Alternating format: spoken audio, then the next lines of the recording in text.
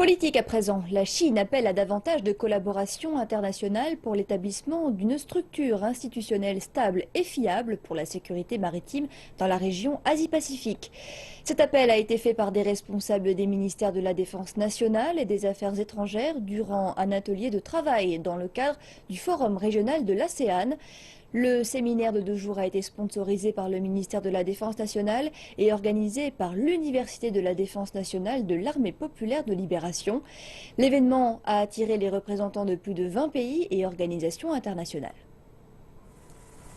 Au trouble dans la région Asie-Pacifique, tourmentée par les différends maritimes, les activités terroristes, la piraterie, le trafic d'armes et la traite d'êtres humains. Avec la sécurité comme priorité, tous les ans, le Forum régional de l'ASEAN organise de nombreuses rencontres sur les questions maritimes. Ce forum porte sur le contrôle des risques et la coopération.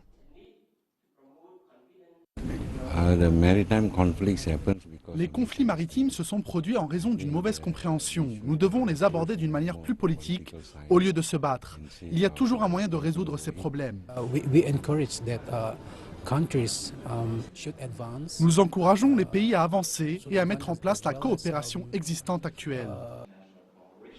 Nombre des conflits viennent de revendications territoriales et d'un manque d'accord sur la compréhension commune des normes. Par exemple, la Chine s'oppose à la patrouille des États-Unis près de ces zones économiques exclusives, tandis que les États-Unis pensent que garantir la liberté de navigation est une justification clé de sa présence en Asie.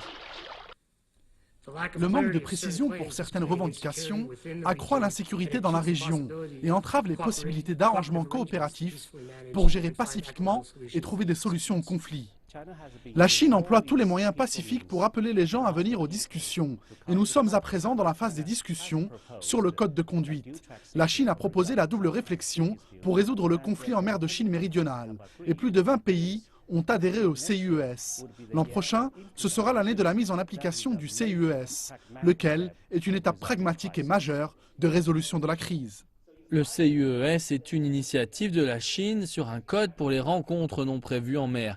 Et la consultation sur un code de conduite est en cours avec les pays de l'ASEAN pour formuler des mesures préventives sur la gestion des risques en mer basées sur des propositions de la Chine.